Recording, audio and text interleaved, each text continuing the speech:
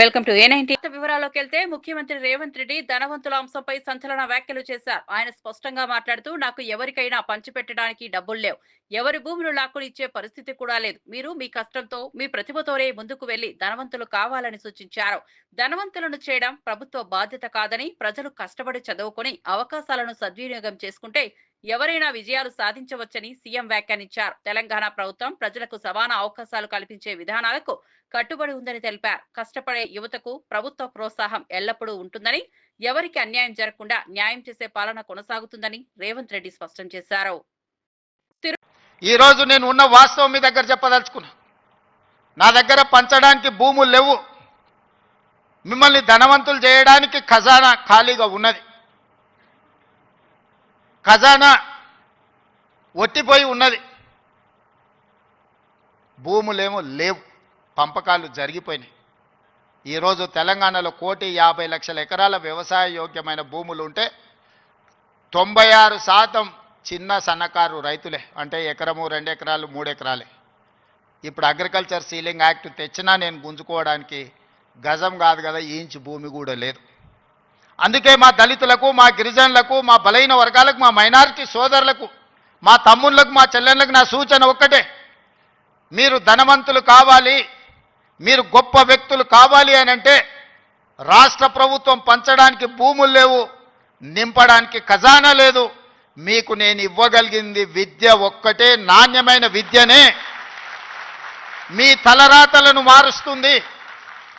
BJP నేత బూర Narsaiah Goud MLA Komatireddy Rajagopal రెడ్డిపై తీవ్ర వ్యాఖ్యలు చేశారు. మంత్రి పదవి కోసం అడుగుతూ నల్గొండ జిల్లా పరువు తీస్తున్నారని మండిపడ్డారు. ప్రజల కోసం జిల్లా అభివృద్ధి అడగకుండా పదవి కోసం పట్టుబడటం సిగ్గుచేటు చర్య అని అన్నారు. ఆయన తీరు చూస్తుంటే నల్లగొండ వాసులుగా మాకు సిగ్గు అనిపిస్తోందని గౌడ్ ఆగ్రహం వ్యక్తం చేశారు. రాజగోపాల్ రెడ్డికి నిజంగా సత్తా ఉంటే పదవికి రాజీనామా చేసి సొంతంగా నిలబడాలని సవాల్ విసిరారు. ప్రజలు ఆశించిన విధంగా పనిచేయకుండా కేవలం పదవి కోసం పోరాడటం సరైంది కాదని గౌడ్ హెచ్చరించారు. జిల్లా ప్రజలకు కావాల్సింది అభివృద్ధి, ఉద్యోగ అవకాశాలు, సంక్షేమం, కానీ పదవుల కోసం లాబియింగ్ కాదని స్పష్టం చేశారు. స్థానిక ఎమ్మెల్యే గారిని నేను డిమాండ్ చేస్తున్నా, మీరు మంత్రిపదవిని అడుక్కొని నల్గొండ పరువు తీస్తున్నారు, పౌరుషం తీస్తున్నారు.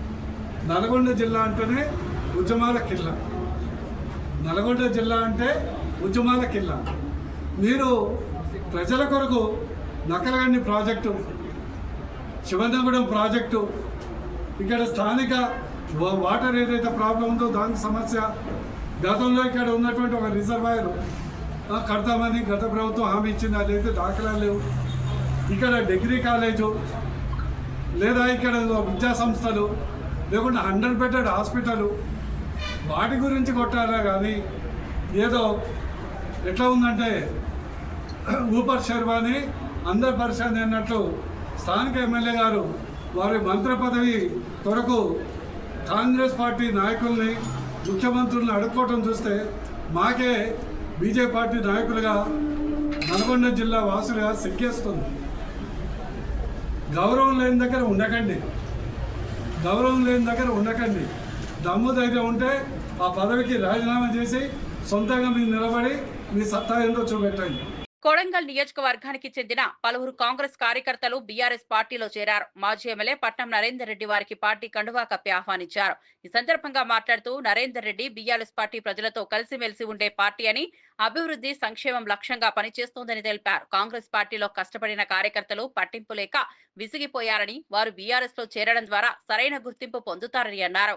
కొడంగల్ అభివృద్ధి కోసం సీఎం కేసీఆర్ చేపట్టిన పథకాలతో ప్రజల జీవితాలు మారాయని గుర్తు చేశారు. బీఆర్ఎస్ పార్టీ బలపరచడానికి యువత, కార్యకర్తలు పెద్ద సంఖ్యలో ముందుకు రావాలని పిలుపునిచ్చారు. కార్యకర్తలు మాట్లాడుతూ బీఆర్ఎస్ లో చేరిన తర్వాత తమకు ఉన్న సమస్యలకు పరిష్కారం లభిస్తుందని నమ్మకం వ్యక్తం చేశారు.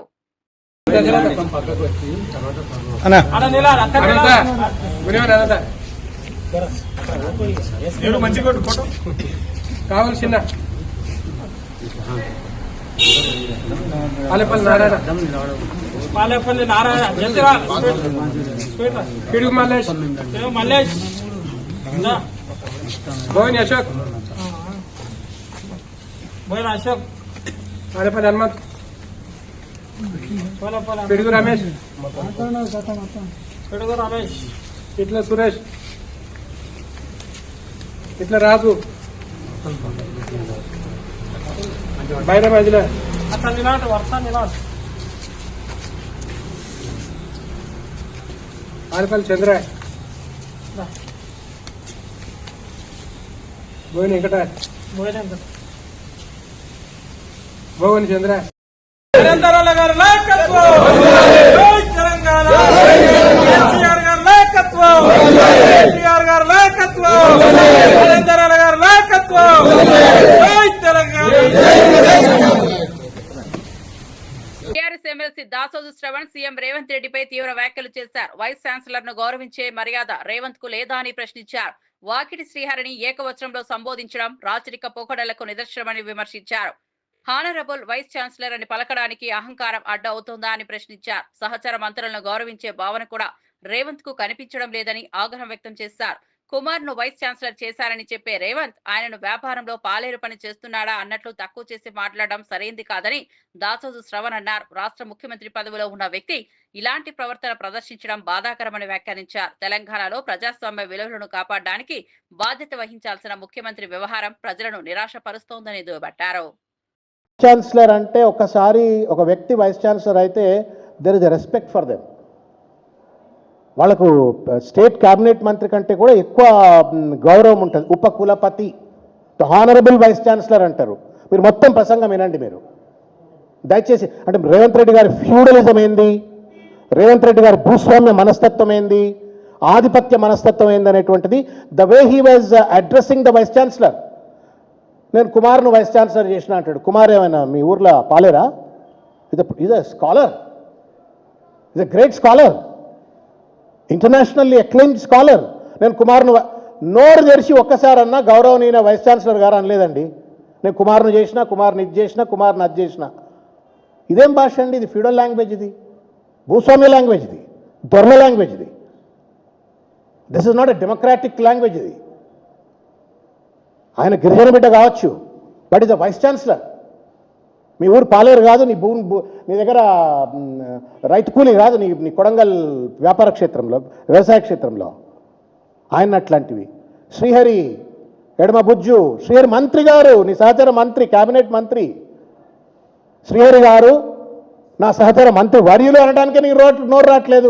మళ్ళీ నువ్వు నీ దొరరికం చూపెట్టుకుంటా మందిని దొరలు చదువుకొనియరు అది ఇదని సొల్లు మాట్లాడుతూ ఉంటుంది. You are not able to respect your own colleagues. ఒక యూనివర్సిటీ వైస్ ఛాన్సలర్ను గౌరవించే సంప్రదాయం తెలియదు నీకు, నీ తోటి మంత్రులను గౌరవించేటువంటి ఒక సంప్రదాయం తెలియదు నీకు. నువ్వు పెద్ద సంస్కర్త లెక్క యూనివర్సిటీకి పోయినావు, ఏం మాట్లాడినావో మీ ఆత్మవిమర్శ చేసుకోవాలని చెప్పి నేను రేవంత్ రెడ్డి గారిని కోరుతా ఉన్నా.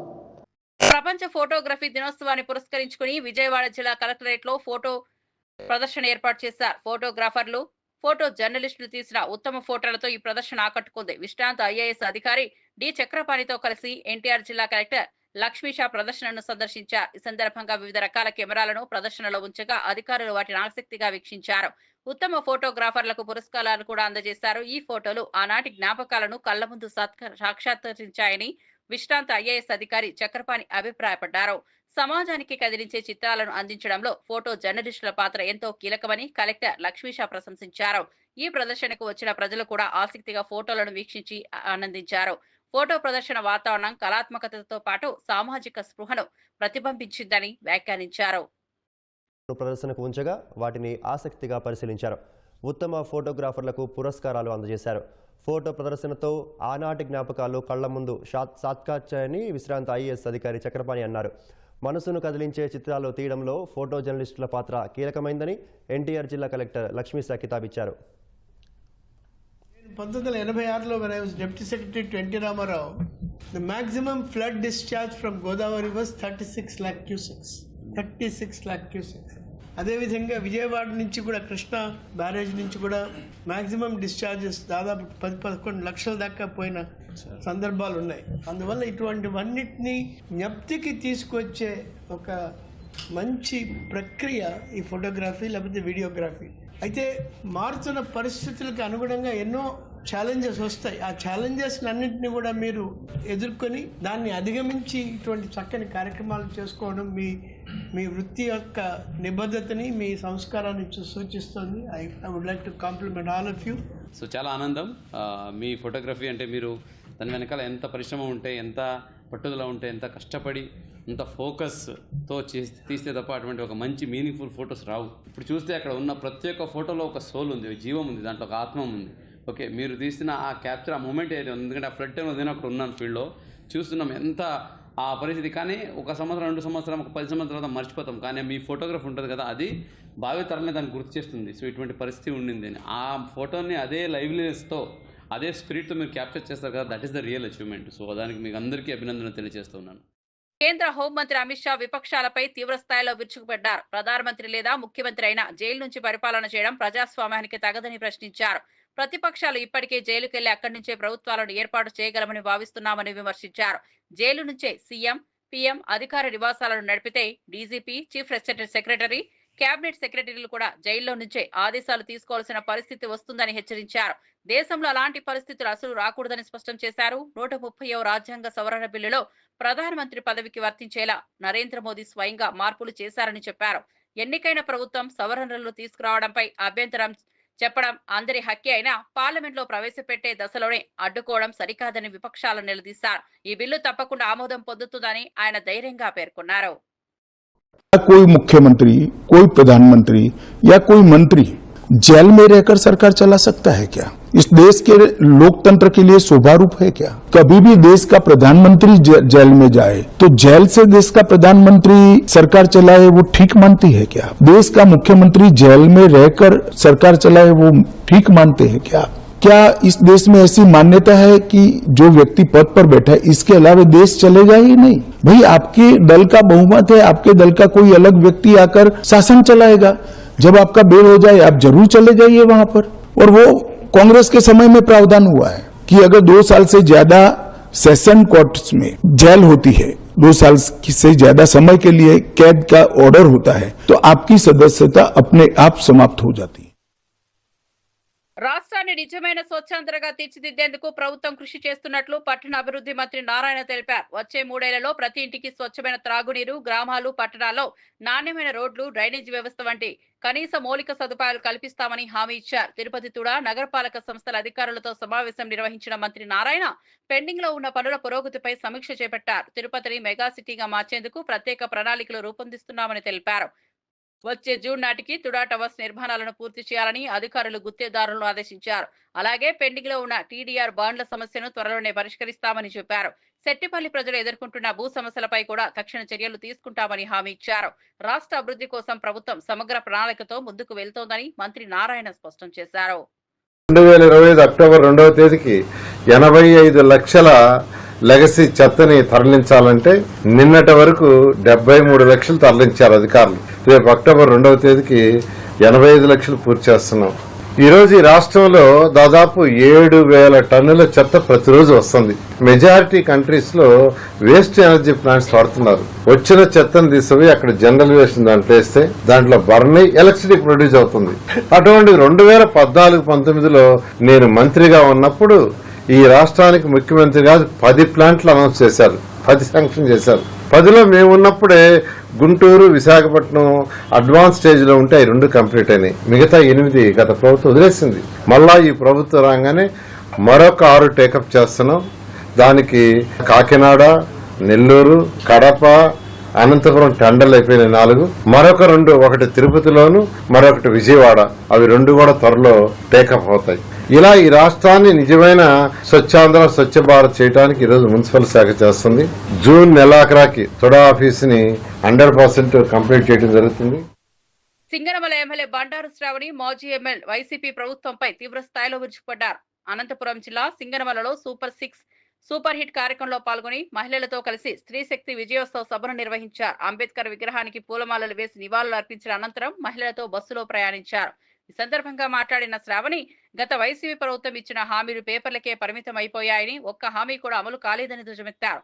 సింగనమల అభివృద్ధి కోసం ఏ చర్యలు తీసుకోకపోగా పొట్లూరు, ఎల్లనూరు మండలాల్లో కక్షపూరిత రాజకీయాలు నడిపి ఫ్యాషన్ రాజకీయాలను రెచ్చగొట్టుతున్నారని మండిపడ్డారు. మహిళల శ్రేయస్సు, సమాజ అభివృద్ధి కోసం టీడీపీ ప్రభుత్వం కృషి చేస్తోందని, ఇకపై సింగనమలలో అభివృద్ధి పనులు వేగవంతం అవుతాయని హామీ ఇచ్చారు. ఆర్థిక స్వతంత్రాన్ని కలిగించేందుకు కూటమి ప్రభుత్వం మహిళలందరికీ కూడా పథకాలని అందజేస్తూ వాళ్ళ అభ్యున్నత కోసం పాటుపడి ముందుకు వెళ్తా ఉన్నాం. వైఎస్ఆర్సీపీ ప్రభుత్వం గత 5 సంవత్సరాల్లో కేవలం పథకాలన్నింటినీ కూడా పేపర్ రూపంలోనే మనం చూసాం. ఏవి కూడా అమలు పరిచే విధంగా కూడా వాళ్ళు పని చేయలేదు.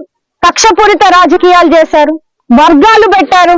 ముఖ్యంగా సింగనమల నియోజకవర్గంలో పుట్లూరు, ఎల్లనూరు ఉన్నటువంటి మండలాల్లో కూడా ఫ్యాక్షన్ ని ప్రేరేపించి ఎన్నో దౌర్జన్యాలు చేసిన సంగతి మనం చూసాం.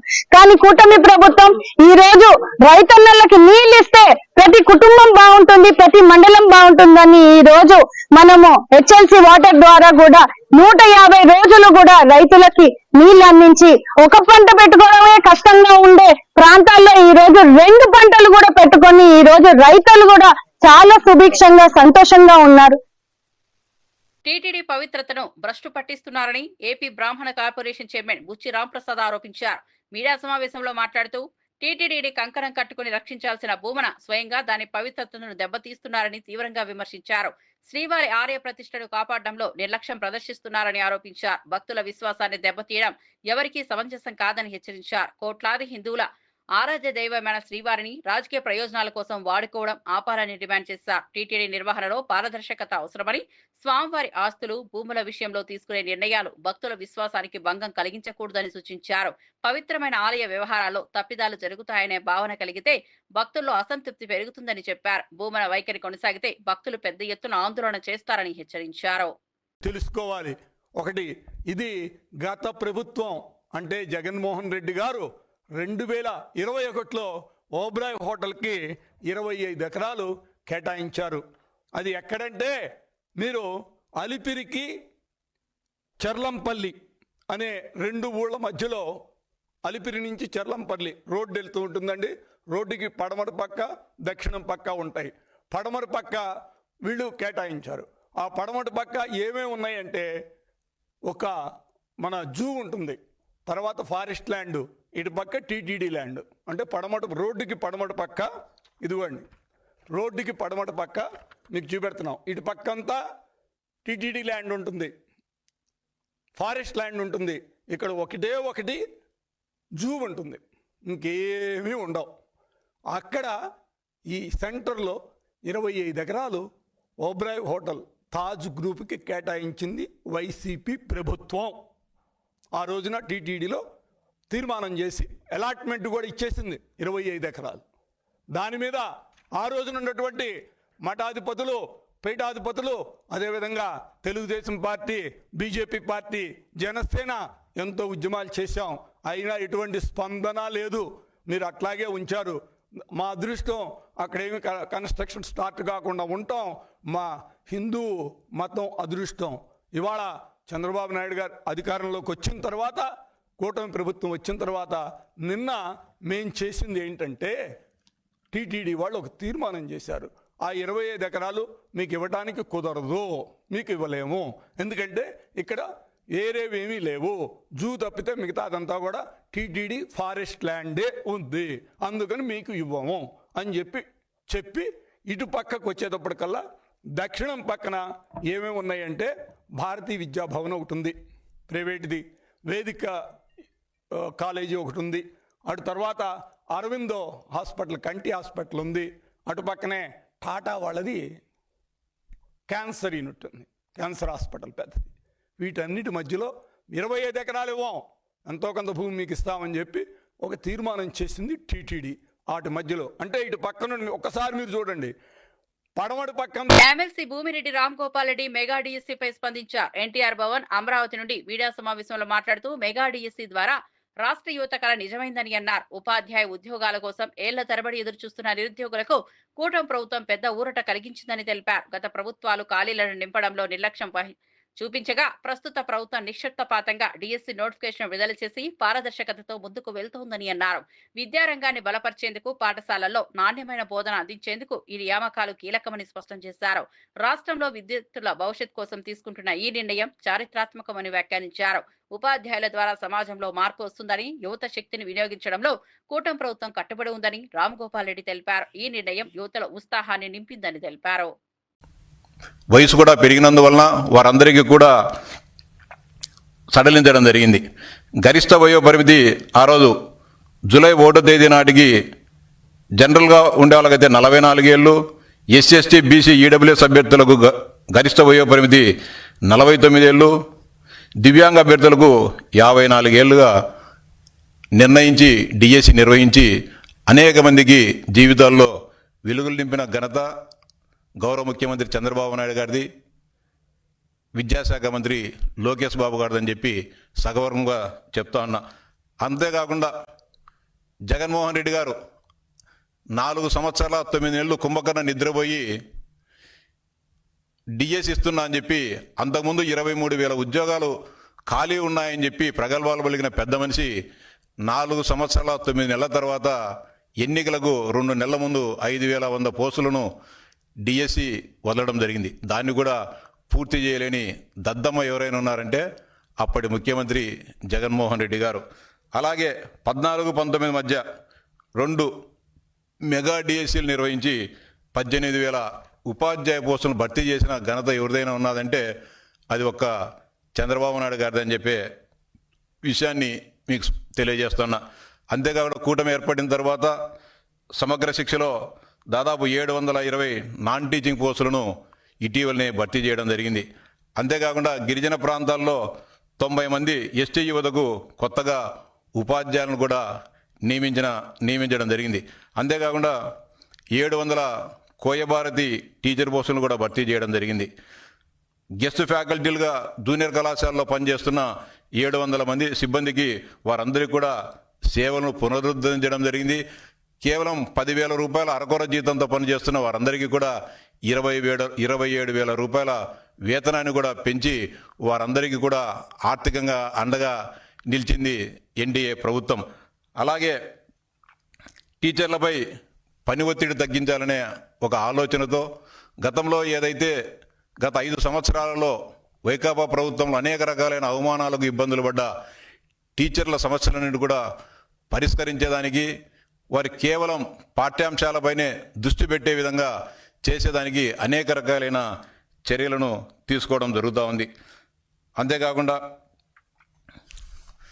మాజీ టీటీడీ చైర్మన్ భూమన కరుణాకర్ రెడ్డి వైఎస్ఆర్సీపీ అధినేత వైఎస్ జగన్ పై విసు ప్రచారం జరుగుతోందని ఆగ్రహం వ్యక్తం చేశారు.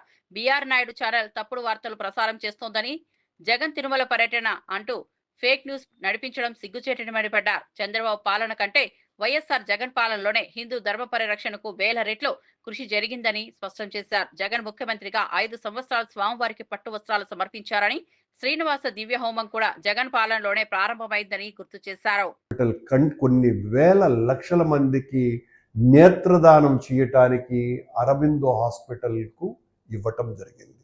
అక్కడ వెంకటేశ్వర స్వామి టాటా ఇన్స్టిట్యూట్ ఒక క్యాన్సర్ బాధితులకు, ప్రపంచవ్యాప్తంగా క్యాన్సర్ బారిన పడేటువంటి రోగులు వెంకటేశ్వర స్వామి క్షేత్రానికి వస్తే వాళ్లకు భగవంతుని యొక్క ఆశీస్సులు మెండుగా ఉండే విధంగా అక్కడ క్యాన్సర్ హాస్పిటల్ని కట్టడం జరుగుతున్నది. అలాగే 10 సంవత్సరాలుగా రాయలసీమకంతా కూడా తలమానికంగా ఉన్నటువంటి ఒక అత్యున్నతమైనటువంటి వైద్యాలయం, అలాగే హాస్పిటల్, రుయా హాస్పిటల్, ఇవన్నీ కూడా భగవంతుని ఆశీస్సులతో నడుస్తున్నటువంటి సంస్థలు. అలాగే అక్కడ భారతీయ విద్యాభవన్ కొన్ని వేల మంది విద్యార్థులకు ఉన్నతోన్నతమైనటువంటి ప్రమాణాలతో అక్కడ పాఠాలు చెప్పేటువంటి పరిస్థితి. ఇవన్నీ కూడా టీటీడీనే తన భగవంతుని ఆశీస్సులు వీళ్ళకందరికీ ఉండాలా అని తీసుకొని వాళ్లకు అనుమతి ఇచ్చినటువంటిది. మరి ఇప్పుడు ఒబరాయ్ హాస్పిటల్కి కూడా చంద్రబాబు నాయుడు గారు, బొల్లినాయుడు గారి యొక్క సహకారంతో భగవంతుడు అక్కడ మటన్ స్టాల్ పెట్టుకొని రోజు తండూరి చికెన్, మటన్ కబాబు తినేటువంటి హోటల్ని నిర్మించమని చెప్పినారా అన్నటువంటిది నా ప్రశ్న. దీనికి సమాధానం ఇవ్వకుండా నా వాక్యాలు చాలా సరైనటువంటివి కావు అని ఈ రోజున ఏదైతే బొలినేని నాయుడు గారు ఇచ్చినటువంటి ఈ ప్రజా సంబంధాల అధికారి టీటీడీ ద్వారా ఇచ్చినటువంటి ఈ ప్రకటన, నేను అధికారులు అయితే ఇలా ఇవ్వరు, నాకు చాలా బాగా తెలుసు, టీటీడీతో నాకు చాలా సన్నిహిత సంబంధాలు ఉన్నాయి కాబట్టి ఇది పూర్తిగా రాజకీయ ప్రేరేపితమైనటువంటి ప్రకటన. కాబట్టి దీని ద్వారా చర్చ మరింత ముందుకు పోతున్నది. అదేందిరా అంటే, నేను గౌరవనీయ ముఖ్యమంత్రి చంద్రబాబు నాయుడు గారికి తిరుమల తిరుపతి దేవస్థానాల పవిత్రతను నాకంటే ఎవరు కాపాడరు అని ప్రకటించుకొని వచ్చిన ప్రవక్త బొల్లినేని నాయుడు గారికి నేను చెప్తున్నటువంటిది ఏంటంటే, ఉత్తరం వైపున మీరు చెబుతున్న ఆ అత్యంత పవిత్రమైనటువంటి ప్రదేశంలో ఇంకా టూరిజం వాళ్ళ ప్రాంతీయ కార్యాలయానికి అక్కడ వాళ్ళు ఒక హోటల్ మేనేజ్మెంట్ను నడపటానికి అక్కడ కార్యాలయం ఉన్నది, హోటల్ మేనేజ్మెంట్ కళాశాల ఉన్నది. దానికి చంద్రబాబు నాయుడు గారు 50 ఎకరాల స్థలాన్ని ఆయన గతంలో ముఖ్యమంత్రిగా ఉన్నప్పుడు ఇచ్చినారు. వెంటనే దాన్ని ఖాళీ చేయించి ఆ పవిత్రతను కాపాడవలసిందిగా డిమాండ్ చేస్తున్నాం. ఇమీడియట్గా జరగాల్సిన విషయం అక్కడ. అలాగే చంద్రబాబు నాయుడు గారు ముఖ్యమంత్రిగా ఉన్నప్పుడే మరింత చేరువ. ఖమ్మం జిల్లా పెనుపల్లి మండలం విఎం బంజర్లో గ్రామంలో ఘోర సంఘటన చోటు చేసుకుంది. గంగారం అనే వ్యక్తిపై అతని భార్య దాడికి పాల్పడింది. ప్రతిరోజు తాగి ఇంటికి వస్తున్నాడని ఆగ్రహించిన భార్య దయ్యం పట్టిందని నమ్మబలికి దారుణానికి పాల్పడింది. నోట్లో గుడ్డలు కుక్కి ఇనుపరాడ్లతో చితకబారింది. గాయాల పాలైన గంగారం తీవ్రంగా రక్తస్రావం కావడంతో బంధువులు అతన్ని వెంటనే ఆసుపత్రికి తరలించారు. ఈ ఘటన గ్రామంలో కలకలం రేపింది. భర్తను ఇంత క్రూరంగా కొట్టడం పట్ల గ్రామస్తులు ఆగ్రహం వ్యక్తం చేశారు. గంగారం ప్రాణాపాయం నుంచి బయటపడ్డాడా లేదా అన్న ఆందోళనలో కుటుంబ సభ్యులు నెలకొందాయి. మద్యం అలవాటుతో కుటుంబంలో తరచూ కలహాలు జరుగుతున్నాయని పొరుగువారు తెలిపారు. భార్య ప్రవర్తనపై పోలీసులు దర్యాప్తు ప్రారంభించారు. ఉంటే నేను సంవత్సరం తర్వాత వచ్చాను. వస్తే డబ్బులు కావాలి అది ఇది అని అంటే, డబ్బులు ఇప్పుడు నా దగ్గర లేవులే, మరి తర్వాత చూద్దామని నేను అన్నాను. అంటే నోట్లో ఇక కొద్దిగా తీసుకున్న, అబద్ధం ఎందుకు ఇంత తీసుకున్నా, నోట్లో గుడ్డలు పెట్టి కర్రలు తీసుకొని తుక్కు కొట్టింది సారు. దెబ్బలు తగిన చోట్లేదు, తుక్కు కొట్టింది. చచ్చిపోతాను నేను. ఇవన్నీ పలిగిపోయినాయి, ఇరిగిపోయినాయి, బొక్కలు 4 బొక్కలు ఇరిగిపోయినాయి. ఇద్దరు పిల్లగాడు కూడా కొట్టిండు, కాకపోతే పిల్లగాడు తక్కువ. అది తీసుకొని కొట్టింది, పడేసి తుక్కు కొట్టింది సారు. చచ్చిపోతాను నేను. దండం పెడతా, మీరు ఏదన్నా ఒకటి చేయండి. ఈ దెబ్బలు ఇట్లా చిన్న చిన్న విషయాలకి గొడవ పెట్టుకొని ఇది దగ్గుతే నరం పెట్టేస్తుంది. శ్రీ వెంకటేశ్వర స్వామిని పలువురు ప్రముఖులు దర్శించుకున్నారు. ఉదయం వీఐపీ బ్రేక్ దర్శన సమయంలో ఏపీ మంత్రి నారాయణ, ఒంగోలు ఎంపీ మాగుంట శ్రీనివాసులరెడ్డి, మెదక్ ఎంపీ రఘునందన్ రావు, సినీ నటుడు చిరంజీవి సోదరి మాధవిరావు స్వామివారిని దర్శించుకున్నారు. శ్రీవారి సేవలో పాల్గొన్న ఈ ప్రముఖులు కుటుంబ సమేతంగా ప్రార్థనలు చేశారు. ఆలయ అధికారులు వీరికి తీర్థ ప్రసాదాలు అందజేశారు. తిరుమలలో భక్తుల రద్దీ కొనసాగుతున్నా అధికారులు సక్రమైన ఏర్పాట్లు చేసి భక్తులకు సౌకర్యాలు కల్పిస్తున్నారు. ప్రముఖుల దర్శనంతో పాటు వేలాది మంది భక్తులు స్వామివారిని దర్శించుకుని ఆధ్యాత్మిక ఆనందాన్ని పొందారు. తిరుమలలో వాతావరణం భక్తరసభరితంగా మారింది. రాష్ట్రంలోని ప్రముఖులు తరచూ స్వామివారిని దర్శించుకోవడం సంప్రదాయంగా కొనసాగుతుండగా దర్శనానికి వచ్చిన నేతల పట్ల భక్తులు ఆసక్తి చూపారు.